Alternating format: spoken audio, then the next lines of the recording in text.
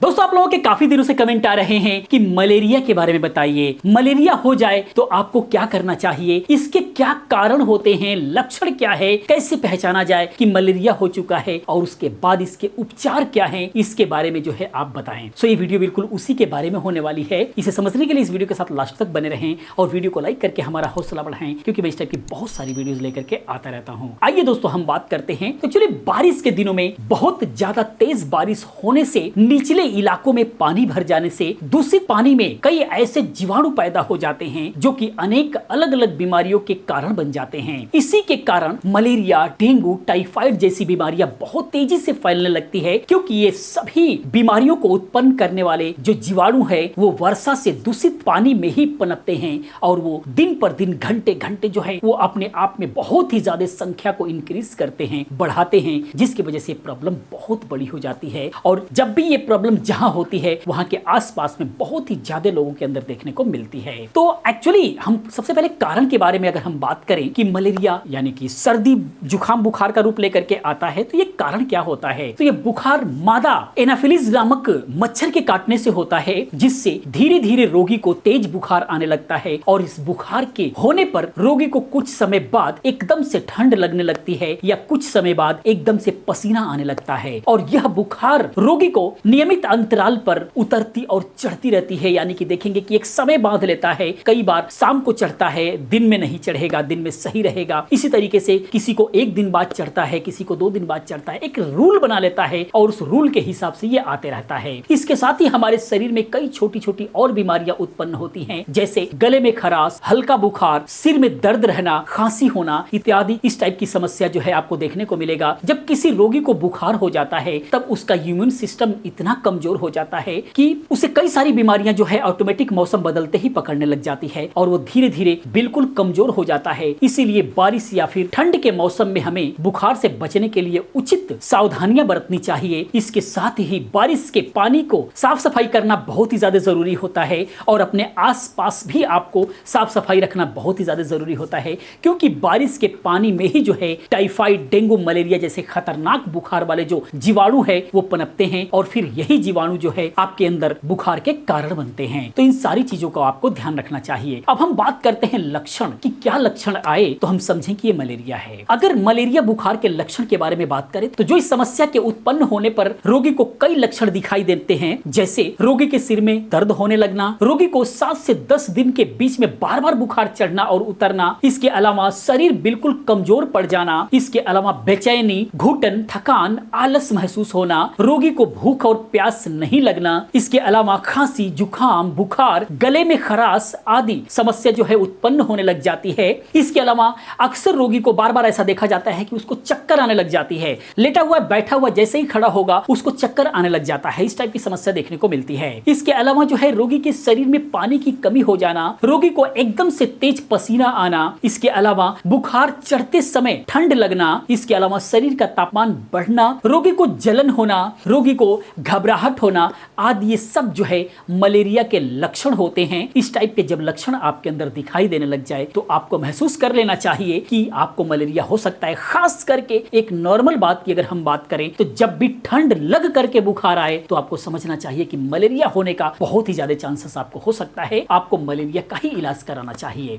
अब क्या करें कि ये सब प्रॉब्लम ना हो, क्या क्या सावधानियां रखें, हम इस पर अगर हम बात करें तो रोगी को ज्यादा से ज्यादा हरी साग सब्जियों का सेवन करना चाहिए। इसके अलावा नींबू व खट्टी चीजों का सेवन करना चाहिए ताकि आपको विटामिन सी मिले, आपकी इम्यूनिटी बढ़े और इस टाइप की प्रॉब्लम से आपकी बचाव हो। इसके अलावा बारिश के समय, सोते समय मच्छरदानी आदि का जो है आपको उपयोग जरूर करना चाहिए, ताकि कोई भी ऐसी व्यवस्था करे ताकि मच्छर आपको ना काटे, खास करके बारिश के सीजन में। इसके अलावा गले में खराश होने पर 1 गिलास हल्के गर्म पानी में जो है नमक डाल करके आपको गरारे करना बहुत ही ज्यादा जरूरी है, ताकि गले का इन्फेक्शन जो है वो खत्म हो। इसके अलावा ठंड लगने पर आपको गर्म कपड़े जरूर पहनना चाहिए और इसके अलावा इम्यूनिटी को बढ़ाने के लिए आपको जो है इम्यूनिटी को बढ़ाने वाले जो खाद्य पदार्थ हैं वो आपको खाना चाहिए, जैसे विटामिन सी से रिलेटेड जो है आपको फल फ्रूट्स आपको खाना चाहिए ताकि विटामिन सी बढ़े, जिससे आपकी इम्यूनिटी बूस्ट हो। इससे आपको बहुत ही फायदा होगा। इसके अलावा बारिश के मौसम में अपने आसपास जो है आप साफ सफाई रखें। इसके अलावा बारिश के समय में कूलर या फिर पुराने टायर वगैरह, नाली वगैरह में जो है आपको एक ढक्कन जो है मिट्टी का तेल डाल देना चाहिए। उसके अलावा आपको साफ सफाई रखना चाहिए, ये बहुत ही ज्यादा जरूरी है।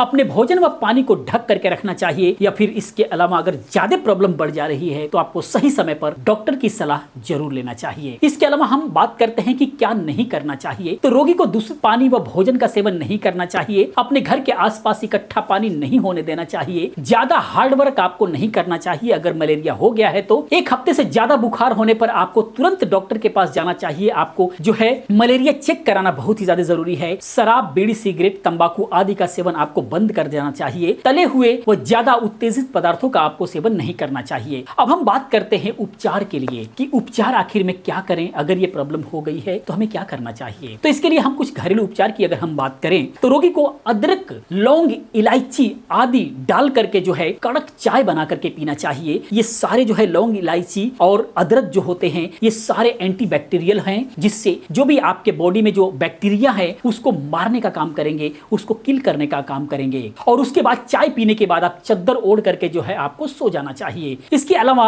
जुकाम होने पर आपको लौंग, इलायची को जो है एक कपड़े में बांध कर उसको सूंघना चाहिए। इससे आपकी जो नाक बंद हो रही है वो खुल जाएगी और आप आराम से सांस ले पाएंगे। इसके अलावा अगर आपको बुखार के साथ सर्दी जुकाम भी है तब आपको अजवाइन का काढ़ा बनाकर पीना चाहिए। इसके लिए आपको आधा चम्मच अजवाइन और गुड़ डालकर धीमे धीमे आंच में उबालना चाहिए और फिर गर्म गर्म ही आपको सिप सिप करके चाय की तरह पीना चाहिए। उसके बाद जो है लौंग और तुलसी का काढ़ा बना करके पीना चाहिए।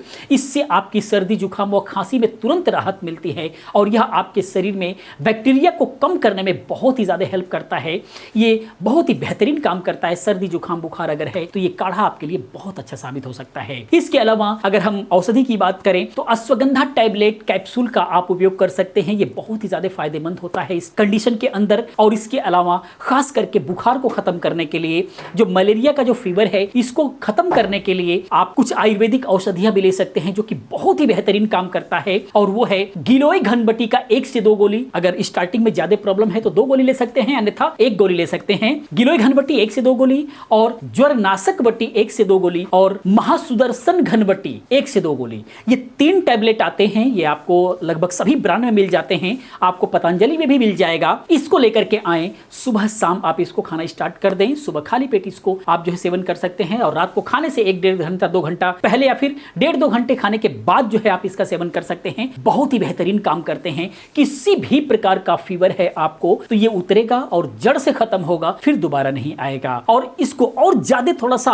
आप और प्रभावी करना चाहते हैं, बुखार थोड़ा ज्यादा ही है, जल्द आराम चाहते हैं, तो उसके लिए जो है आप गोदंती भस्म आता है, ये आपको पतंजलि में भी मिल जाएगा और भी ब्रांड में मिलेगा। गोदंती भस्म को जो है आधा ग्राम शहद के साथ जो है आप चटा दीजिए दिन में 2 बार। बहुत जल्द जो है बुखार से आपको राहत मिल जाएगी। तो दोस्तों, वीडियो इन्फॉर्मेशन आपको कैसा लगा प्लीज आप कमेंट में जरूर बताएं। अगर वीडियो को लाइक करें, अपने दोस्तों के साथ शेयर करें। मैं मिलता हूं नेक्स्ट किसी और अच्छी इन्फॉर्मेटिव वीडियो के साथ में। पूरी वीडियो देखने के लिए, चैनल को सब्सक्राइब करने के लिए, हमें सपोर्ट करने के लिए आप सभी का दिल से धन्यवाद करता हूं। आपका दिन शुभ हो।